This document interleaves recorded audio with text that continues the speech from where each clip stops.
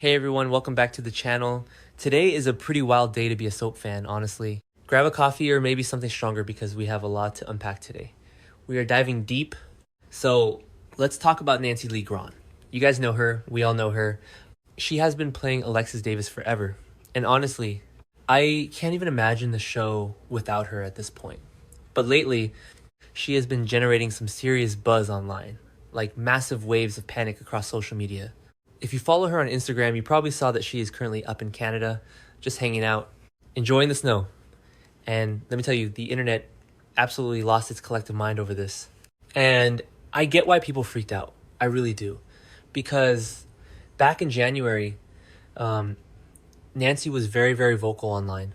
She openly criticized the United States because of her political beliefs.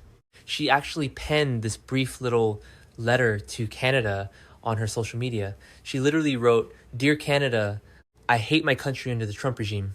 I'm looking to escape." And yeah, that's a strong statement. So when she suddenly starts posting videos of herself hanging out in Canada months later, you can see why the fans started connecting dots that weren't actually there. People on Twitter or X, whatever we are calling it now, were just running with it. They were panicking, asking if she was leaving the show, asking if Alexis is going to be killed off or recast. Because, let's be real, a recast of Alexis Davis would be a complete disaster. You just can't replace her. But thankfully, we can all take a collective deep breath. Nancy clarified that she is only there on vacation. It's just a trip. She recently celebrated her birthday, and she posted about how she was flowing over with gratitude and love for all the warm messages from fans. She also posted these gorgeous videos and added Lake Louise's perfection, and honestly, looking at those videos, I kind of want to escape to Canada too. I mean, I get it. We all need a vacation. I need a vacation just from writing about this show sometimes. Okay, that sounded dramatic, but you get what I mean. But seriously, she is coming back. In January, despite her criticisms of the US, she also shared her appreciation for her job. She is eager to continue her work on the ABC soap, and thank God for that. Because Alexis Davis is about to be thrown into the absolute deep end of the drama pool in Port Charles. Looking ahead, the spoilers say that Alexis is set to continue her support for Brook Lynn Quartermain and Harrison Chase as they explore the possibility of adopting or fostering baby Phoebe Wilson. And on paper that sounds so sweet, right? Alexis being the supportive family friend, helping the young couple navigate the legal system to give a baby a good home. It sounds wholesome, but this is Port Charles. Nothing is wholesome. And this journey is going to unveil some unexpected revelations and significant shifts in the storyline. Because Brook Lynn is currently sitting on a ticking time bomb of a secret, and Alexis is going to be caught right in the middle of it when it explodes. Let's rewind a bit. A few episodes ago, Willow Kane conditionally approved Brook Lynn and Chase to be Phoebe's foster parents, which is great. But then they had that disastrous social worker visit where little Wiley Corinthos repeated the word hooker because he had been eavesdropping on Michael and Olivia screaming at each other about Jacinda Bracken. Just total chaos. But that's not even the worst part. The worst part is the Route 91 car crash. You guys know what I'm talking about. Jordan and Curtis Ashford were driving, and Jordan took her eyes off the road to passionately kiss Curtis. Which, by the way, who does that while driving at night on a dark road? But anyway, she swerved to avoid an oncoming car crash, and the car caught on fire. Jordan is severely injured. And where does Brook Lynn fit into this? Well, Brook Lynn had a few glasses of wine at Charlie's pub for Gio's performance. She was tipsy. She drove home. And she confessed to Tracy that she hit the guardrail that same night and just kept driving. She didn't stop because she was terrified of failing a breathalyzer and ruining her chances of fostering Phoebe. So now Tracy Quartermain is in full crisis mode. Tracy is enforcing this strict ironclad cover-up. She commanded Brook Lynn to never breathe a word of this to anyone, not even Chase. And Brook Lynn is just walking around completely burdened by this immense guilt, thinking she caused the crash that nearly killed Jordan Ashford. And this is where Alexis comes in. Alexis knows the law. She has been a lawyer. She has been disbarred. She has been reinstated. She knows how the justice system works. When this secret comes out, and it will come out, because secrets always do on this show, Brook Lynn is going to be facing serious criminal charges, hit and run, DUI, fleeing the scene of an accident. And her marriage to Chase, who is literally a cop, is going to be tested like never before. I honestly think Alexis is going to be the one who has to step in and try to save Brook Lynn from going to Steinbauer. But how do you defend someone who covered up a crash while trying to adopt a baby? It is bad. Like, really bad. And maybe I'm being too harsh on Brook Lynn here. She didn't actually cause Jordan to crash. Jordan caused her own crash by kissing Curtis. But Brook Lynn doesn't know that. She just knows she hit something and ran. But wait, that is only half of the nightmare that Alexis is dealing with right now. Because while she is trying to be the supportive rock for Brook Lynn, her own family is falling apart in the most terrifying way possible. In the upcoming episodes, Rick Lansing is going to show up at Alexis's door. And Rick never brings good news. Never. Rick is going to warn Alexis about her grandson, Danny. And this storyline is honestly breaking my heart because Danny is just a kid who misses his dad. As we all know, Jason is currently in WSB custody. Jason took the fall for shooting Ross Cullum on the pier. But Jason didn't shoot Cullum. Rocco Falconeri shot Cullum to save Jason and Britt Westbourne. Jason is just protecting Rocco. But Danny doesn't know that. Danny just knows his dad has been taken away again. He has spent most of his life without Jason. And he is desperate to bring him home. So what does Danny do? He goes to Sonny Corinthos. Danny wants to basically get in on the mob action. He wants to join Sonny's organization and take the law into his own hands to go after Jen Sidwell. Because Danny eavesdropped on Rick and Sonny talking, and he heard them theorize that Sidwell is the one who orchestrated Jason's capture to leave Sonny vulnerable. And I just have to say, what were the writers thinking, making Danny go down this dark path? But at the same time, it makes perfect sense. Danny idolizes Jason. But Steve Burton actually talked about this recently on his podcast with Bradford Anderson. Bradford asked Steve what he thought about Danny becoming Jason too. And Steve just shook his head and gave a stern no.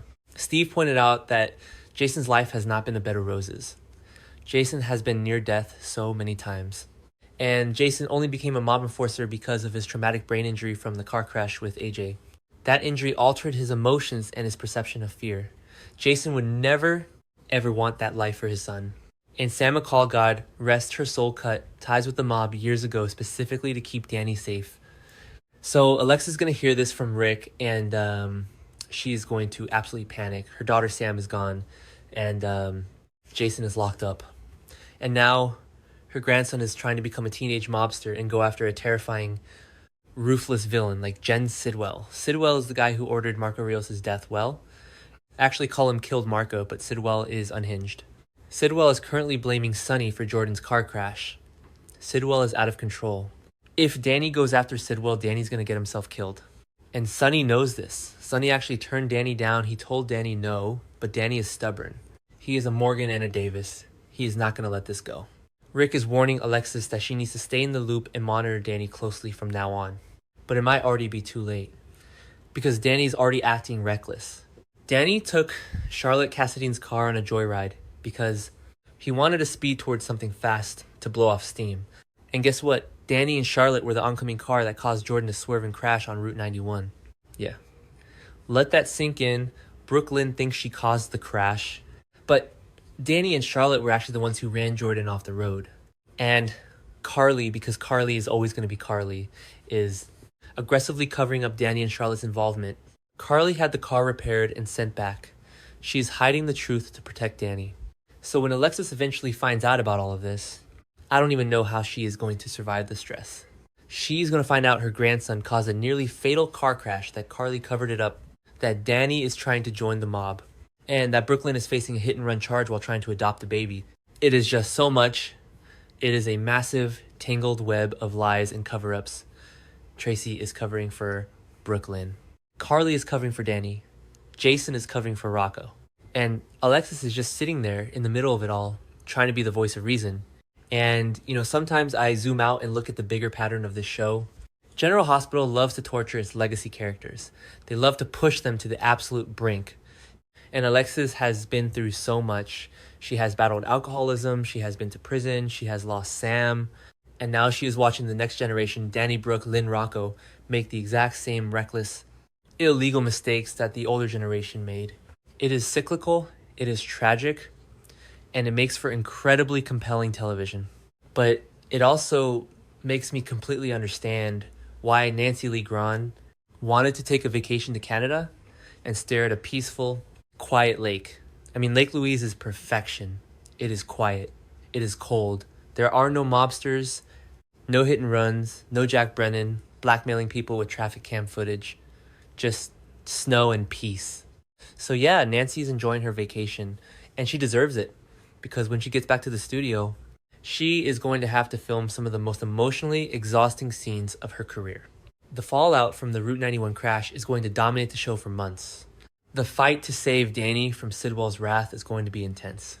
And we haven't even talked about Ethan Lovett returning. Ethan is back in town, offering to wipe Sidwell off the map for Sonny. Ethan is Luke's son. Alexis has so much history with that entire family. The dynamics are just shifting in every possible direction right now. I am honestly so glad Nancy isn't leaving. We need Alexis. Port Charles needs Alexis. She is the moral compass that is constantly spinning out of control, but always tries to point north eventually. She is going to have to be the one to talk some sense into Danny. She is going to have to be the one to hold Brook Lynn's hand when the cops finally figure out what happened on that dark road.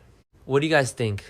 Are you hoping that Nancy Lee Grahn will remain part of the show for the long haul and navigate through all these crazy cast changes and storylines? Do you think Alexis will be able to stop Danny before he gets himself killed? And how is she going to react when she finds out Carly covered up Danny's crash? Let me know in the comments.